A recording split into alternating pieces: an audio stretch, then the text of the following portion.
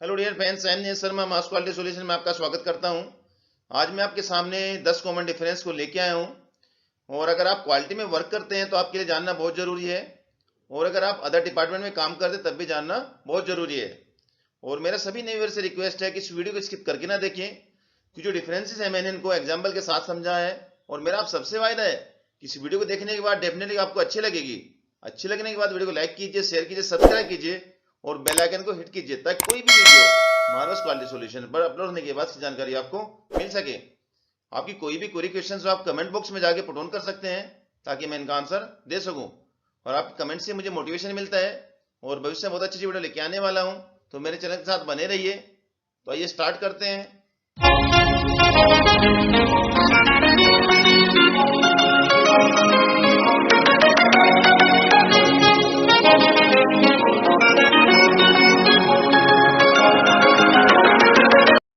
आइए फ्रेंड्स, पहले डिफरेंस को समझते हैं।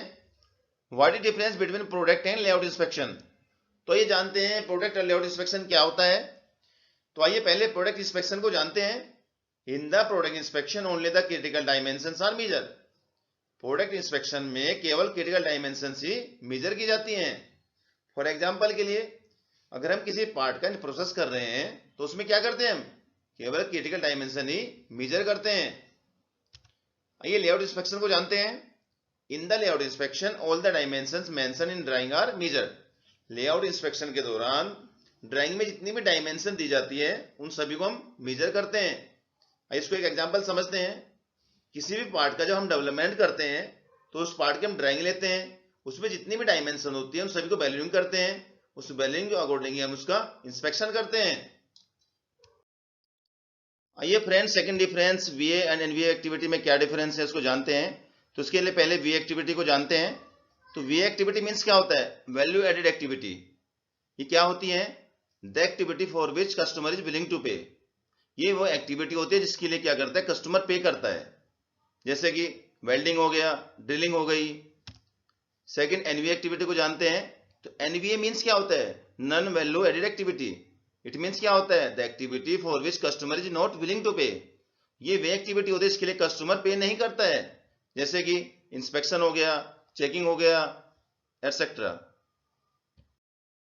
आइए फ्रेंड, तीसरे डिफरेंस को जानते हैं कि डॉक्यूमेंट्स और रिकॉर्ड्स में क्या अंतर है। तो पहले डॉक्यूमेंट्स को जानते हैं, उसके बाद रिकॉर्ड्स को जानेंगे। तो आइए जानते हैं कि डॉक्यूमेंट्स क्या है। It tell what to do, ये बताता है कि क्या करना है। सेकंड, इट इज रिवाइजेबल, ये क्या है, रिवाइजेबल है। जैसे कि फॉर एग्जांपल हो गया कंट्रोल प्लान्स हो गए, ड्राइंग्स हो गई। कंट्रोल प्लान में क्लियर मेंशन होता है कि हमें क्या करना है। उसके बाद अगर कोई इंप्रूवमेंट होता है प्रोसेस में या कोई कस्टमर कंप्लेन आती है तो उसमें कोई हम रिवाइज कर सकते हैं इसको। आइए जानते हैं रिकॉर्ड्स क्या होता है। It tell what has been done, ये बताता है कि क्या हो चुका है। Second, it is not revisable, ये रिवाइजेबल नहीं है। फॉर एग्जांपल इंस्पेक्शन रिपोर्ट हो गई, कैलिब्रेशन रिपोर्ट हो गई, एटसेट्रा। क्योंकि अगर आपने किसी पार्ट की इंस्पेक्शन रिपोर्ट बना ली है तो आप उसको दोबारा रिवाइज नहीं कर सकते आप इसको। What is the difference between common and special cause variations. तो आइए पहले कॉमन कोज वेरिएशंस को जानते हैं। Common cause variation is random, usual and predictable and describe the variation inherent in process, hence cannot be reduced without a process change. For example, poor designs, measurements errors, etc. Common cause variation क्या होता है, random होता है, usual होता है और predictable होता है। और जो प्रोसेस में इनबिल्ट वेरिएशंस होता है उसको डिस्क्राइब करता है। इसीलिए प्रोसेस को बिना चेंज किए हम इसको रिड्यूस नहीं कर सकते। उदाहरण के तौर पर ले लीजिए, पुअर डिजाइन्स हो गए, मेजरमेंट्स एरर हो गए, एटसेट्रा। आइए स्पेशल कोज वेरिएशंस को जानते हैं। Special cause variation is unusual, unexpected events, unplanned situations not previously observed, which can be limited. For examples, operator absent, computer crashes, etc. Special cause variation क्या होता है, unusual होता है, unexpected events होती हैं और unplanned situations होती हैं जो पहले ऑब्जर्व नहीं की गई है, जिसको हम आसानी से एलिमिनेट कर सकते हैं। उदाहरण के तौर पर ले लीजिए, जैसे कि ऑपरेटर एब्सेंट हो गया, कंप्यूटर क्रेसेस हो गए, एटसेट्रा।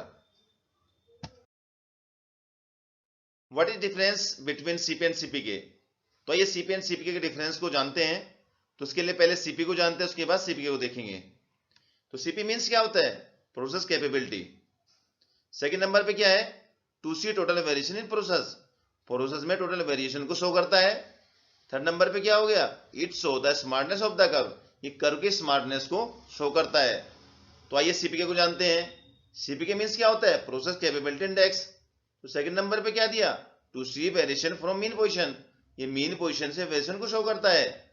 थर्ड नंबर पे क्या दिया, इट शो द सेंटरिंग और पोजीशनिंग ऑफ द प्रोसेस, ये प्रोसेस की सेंटरिंग या पोजीशन को शो करता है।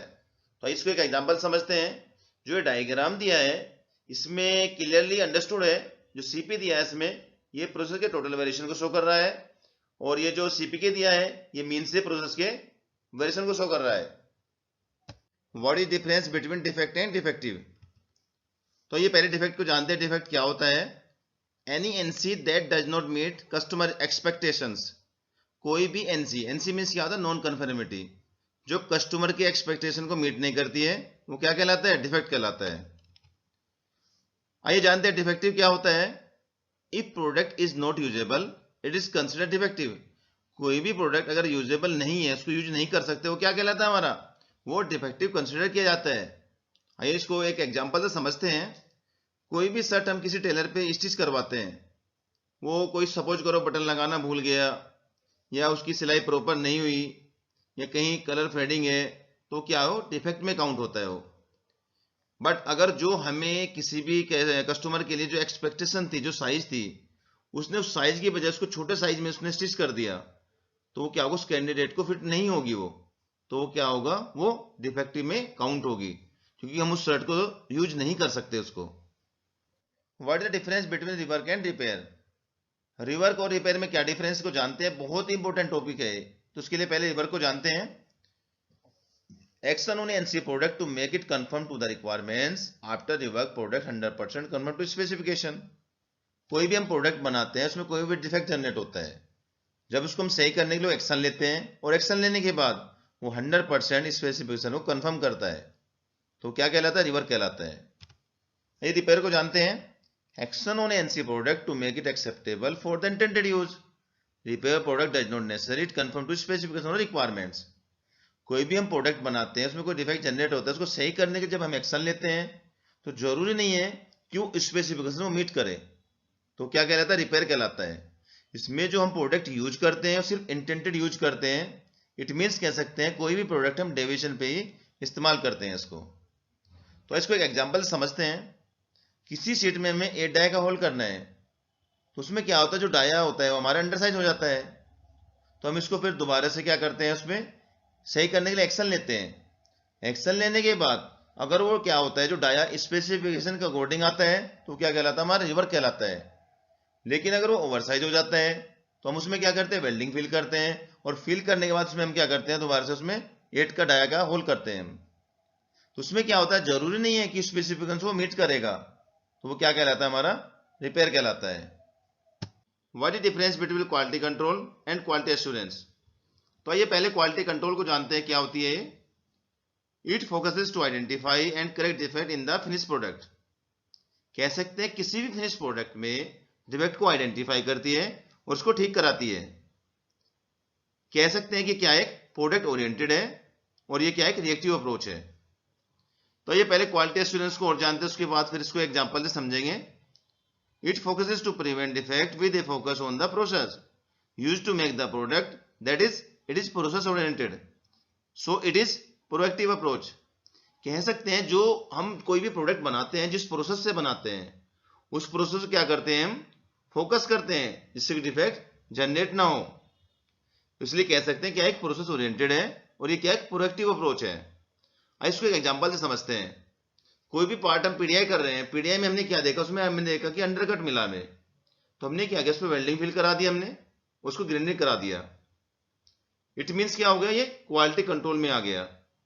लेकिन जब हमने देखा कि ये अंडरकट क्यों हुआ, हमने प्रोसेस को चेक किया, तो हमने देखा वेल्डिंग में जो हमारे करंट वोल्टेज के पैरामीटर में हाई थे, तो हमने क्या किया, उसको हमने स्पेसिफिकेशन के अकॉर्डिंग उसको हमने सेट करा दिया, और जो मशीन थी हमने वेल्डिंग उसको हमने क्या कर दी, लॉकिंग करा दी।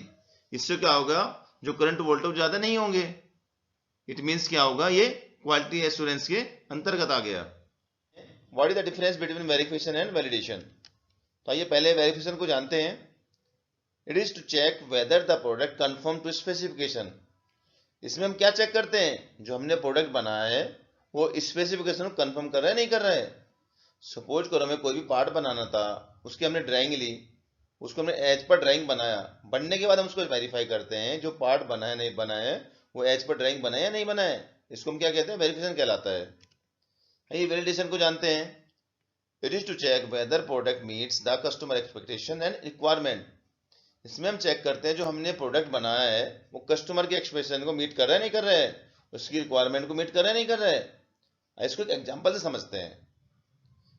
कोई भी कैंडिडेट अगर टेलर के पास जाता है, पेंट सिलवाने के लिए जाता है, तो एक मेजरमेंट देता है। वो जब पेंट बन जाती है तो हम देखते हैं कि जो हमने मेजरमेंट दिया था अगर वो उसके अकॉर्डिंग बन गया तो क्या कहलाता है, वेरिफिकेशन कहलाता है। लेकिन जब पहनने के बाद कस्टमर क्या रिक्वायरमेंट थी, इसको पहनने के बाद उसको क्या होना चाहिए, कंफर्ट फील होना चाहिए। तो उसकी एक्सपेक्टेशन क्या थी, जब उसको उसने पहना उसको कंफर्ट फील हुआ, इट मींस क्या हुआ, वो वैलिडेशन हो गया। What is the difference between efficiency and effectiveness. Efficiency और इफेक्टिवनेस के बीच क्या डिफरेंस है, इसको जानते हैं। आइए पहले इफिशिएंसी को जानते हैं।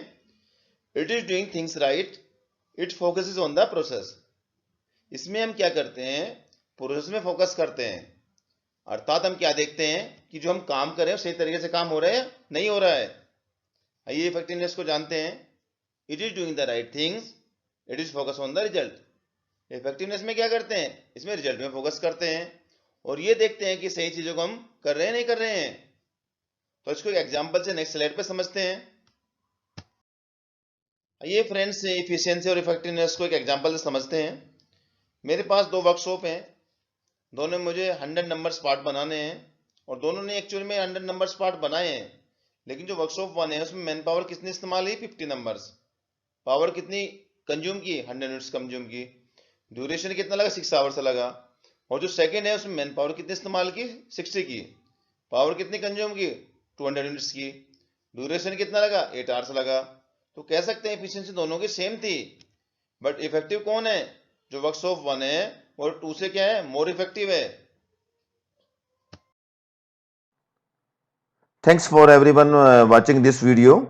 और मेरे सभी व्यूअर्स से रिक्वेस्ट है कि वीडियो को लाइक कीजिए, शेयर कीजिए और सब्सक्राइब कीजिए और बेल आइकन को हिट कीजिए। और कमेंट बॉक्स में जाके कमेंट कीजिए, कोई भी क्वेरी क्वेश्चन हो उसको पुट कीजिए ताकि मैं उसका आंसर दे सकूं। और जो डिस्क्रिप्शन बॉक्स में मेरी नई वीडियो के मैंने लिंक शेयर किए हैं तो कृपया उनको भी वॉच कीजिए और अपने फ्रेंड सर्किल को उसको शेयर कीजिए ताकि उनको भी उनकी जानकारी मिल सके, उनकी नॉलेज बढ़ सके। और आपके लाइक और कमेंट से ही मुझे मोटिवेशन मिलता है। और मेरे चैनल में बने रहने के लिए आपको बहुत बहुत धन्यवाद और मेरे चैनल के साथ जुड़े रहिए क्योंकि फ्यूचर में बहुत अच्छी अच्छी वीडियो लेके आने वाला हूं मैं। और थैंक्स वंस अगेन।